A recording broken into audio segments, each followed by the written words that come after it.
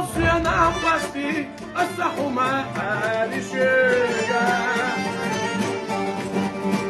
إخفت يا حدينا زيادك في حلقة ما غيرتلان إخفت يا حدينا زيادك يا بينا دميان يحتاجو ما قديم شنت دم بي في حلقة ما غيرتلان